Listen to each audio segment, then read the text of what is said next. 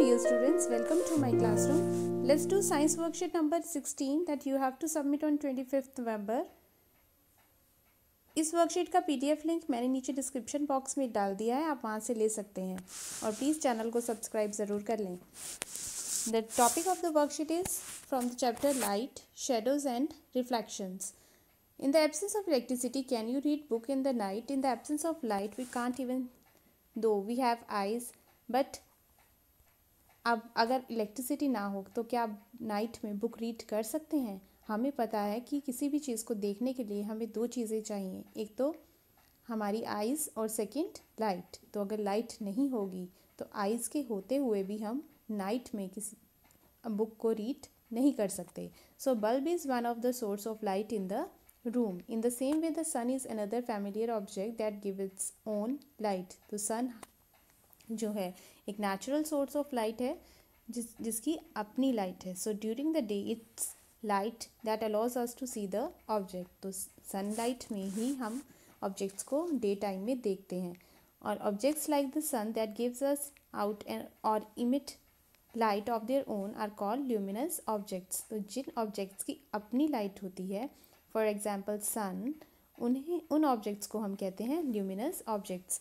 यहाँ पे आपको sun is a luminous object, torch is a luminous object and this is flies. आपने देखे ना जुगनू, जिनकी लाइट अपनी लाइट होती है, चमकते हैं. So these are luminous objects which have their own light. But यहाँ पर आपको पेन दिखाया गया है, बुक्स है, टेबल हैं और हम खुद हैं, तो हमारी कोई भी लाइट नहीं होती है. So we are non luminous objects. So the sun is a natural source of light and the bulb is a man-made source of light. Now let's practice.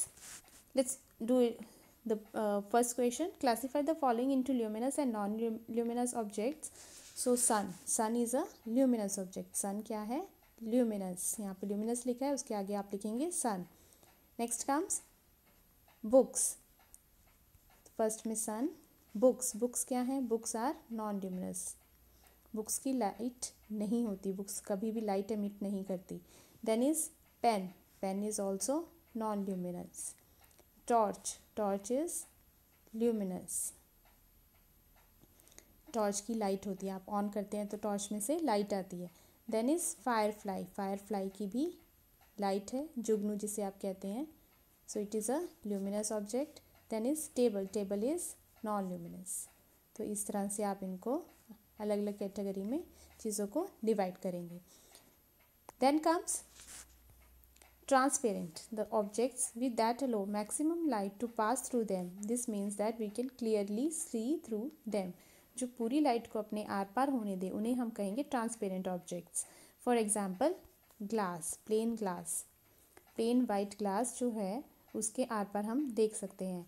और स्पेक्स, ठीक है, स्पेक्टिकल्स में से भी आर पार देखा जाता है. So these are transparent objects. Then comes translucent are objects that only allow some light to pass through them. This means that we can partially see through them. Translucent objects वो हैं जिनके are पार हमें धुंधला दिखाई देता है, जैसे आपके पॉलीथीन हो गए, राइट. पॉलीथीन के आर पार भी आपको क्लियर दिखाई नहीं देता. So polythene is translucent. Then is opaque objects are those objects जिनके जो अपने आर पार लाइट पार नहीं होने देते और इनके आर पार हम नहीं देख सकते. फॉर एग्जाम्पल वॉल, दीवार, राइट. दीवार के आर पार आप नहीं दे सकते. So these are 3 categories. Now from the given here a diagram is given. See these are transparent, जिससे पूरी लाइट पास हो रही है, ऑल द एरोज.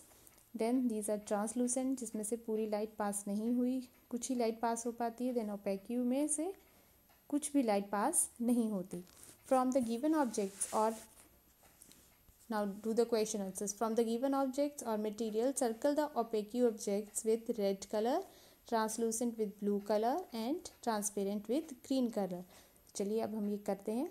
सो हम सबसे पहले ट्रांसलूसेंट ऑब्जेक्ट को ग्रीन कलर करना है. सो मैंने ग्रीन कलर सेलेक्ट कर लिया है. सो इसमें से ट्रांसलूसेंट देखते हैं. Piece of rock, no. Air, no. Book, air is transparent, yes हम एयर ही तो है हर जगह और हम उसके आर पार देख पा रहे हैं, सो एयर इज़ ट्रांसपेरेंट, तो मैंने इसको ग्रीन सर्कल कर दिया। Then plain glass is also transparent, then spectacles is also transparent, so इनको आप क्या कर देंगे, ग्रीन सर्कल कर देंगे, ग्रीन कलर कर देंगे। देन ट्रांसलूसेंट को ब्लू कलर करना है, so let's select the blue colour, हमने सिलेक्ट किया। अब हम ट्रांसलूसेंट को ब्लू कलर करेंगे, तो ट्रांसलूसेंट है यहाँ पे पॉलीथीन और बटर पेपर। बटर पेपर देखिए आपने, जो जिसमें बटर रैप किया होता है, that is butter paper. So these are translucent. और बटर पेपर हम बना भी सकते हैं, जैसे अगर आपका कोई भी पेपर हो उस पर आप थोड़ा सा भी आप ने अगर कुछ ऑयल लग जाए, कुछ ऑयली चीज़ आप उस पर रख दें, तो वो थोड़ा सा ट्रांसलूसेंट हो जाता है, तो that is also translucent object. So butter paper and polythene and the rest are the opaque object. So यहाँ पे हम रेड कलर सेलेक्ट करेंगे, और पीस ऑफ रॉक के आर पार भी हम नहीं देख सकते, बुक के आर पार भी हम नहीं देख सकते, वॉल के आर पार नहीं हम देख सकते। सो इस तरह से आपने इनको डिफरेंट कलर से सर्किल करना है। सो ये थी हमारी साइंस की वर्कशीट। नेक्स्ट हमारी जो वर्कशीट है, this is your English worksheet number 18। Again you have to submit this on 25 November. आपको 25 नवंबर को ये वर्कशीट सबमिट करनी है, और द वर्कशीट है पोएम काइट से। All of us love to fly kite, हम सबको काइट उड़ाना पसंद है। क्या आपने कभी काइट उड़ाई है? यहाँ पर आपको एक पिक्चर दी गई है काइट की, इस पिक्चर को देखिए और नीचे दिए गए क्वेश्चंस का आंसर दीजिए। So colour of the kite is, colour kite का कलर क्या है? काइट में तो बहुत सारे कलर्स हैं, तो मल्टी कलर है। So colour of the kite is yellow, blue, green and red. So आप यहाँ पे लिख देंगे yellow, blue, green and red, right? So shape of the kite the shape of the kite is diamond shape, diamond shape जैसी है। so आप लिखेंगे it is diamond shaped, diamond shaped, ये diamond shaped होती है, right? so we can write the shape of the kite is diamond shaped. plural, plural means एक से ज़्यादा, अगर काइट का प्लूरल, काइट ज़्यादा होंगी तो आप लिखेंगे काइट्स, एच लगा देंगे। टेल हो गए तो टेल्स बन जाएगा, स्ट्रिंग होगा तो स्ट्रिंग्स, सबके पीछे एस एस हम ऐड कर देंगे for the plural. So kite kites, tail tails, string strings. Then read the following extract and answer the questions that follow. How bright on the blue is a kite when it's new. तो यहाँ पे point जो है वो kite का बहुत beautiful picture हमें दिखा रहे हैं। तो कहते हैं कि जब काइट न्यू होती है तो वो स्काई में कितनी ब्राइट लगती है। With a dive and a dip it snap its tail. तो वो क्या करती है, ऐसे ऊपर नीचे फ्लो करती है, और उसकी जो टेल होती है काइट की, वो एक स्नैप्स मीन्स एक साउंड प्रोड्यूस करती है। Then soars like a ship with only a sail. और उसके बाद क्या करती है, वो ऊपर हाइट तक जाती है जैसे शिप जाता है, और उस जैसे शिप के पास सेल होती है। सेल मीन्स जैसे आपने देखा कि शिप कोई भी जो बोट हो, जैसे ये यहाँ पे एक फ्लैग लगा होता है, उसे सेल कहते हैं।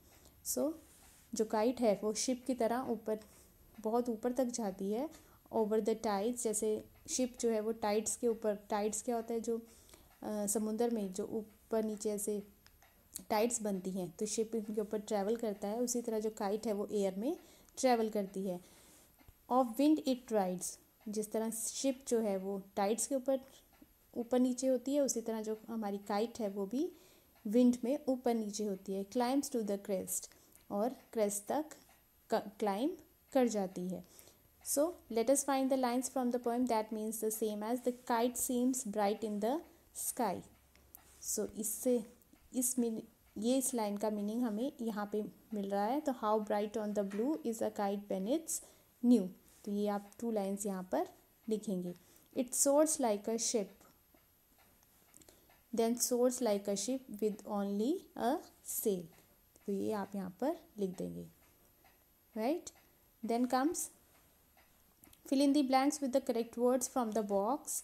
The kite dash and dash, kite क्या करती है, बहुत धक्का मार के एयर में आगे भी जाती है और फिर सॉफ्टली उड़ती भी है। तो यहाँ पे हम लिखेंगे dives and dips, dives and dips, right. Then the kite soars like, कैसे सोर करती है, कैसे चलती है, जैसे शिप चलता है समुंदर में। So ship, the kite soars like a ship in the sky. So this is your English worksheet. I hope आपको दोनों वर्कशीट अच्छे से समझ आई हैं। सो प्लीज़ चैनल को लाइक, शेयर एंड सब्सक्राइब ज़रूर करें। और हाँ, ये एक्टिविटी भी ट्राई करें जिसमें आपको एक काइट बनानी है कलर पेपर से, न्यूज़पेपर से, थ्रेड, ग्लू और थिक स्टिक आप उसमें यूज़ करेंगे। After making a kite, C if you can fly it, और फिर देखिए कि आप उसको फ्लाई कर सकते हैं। And please take care of yourself while flying the kite. अपना ध्यान रखें और अपने पेरेंट्स के साथ ही काइट उड़ाएं। Thank you.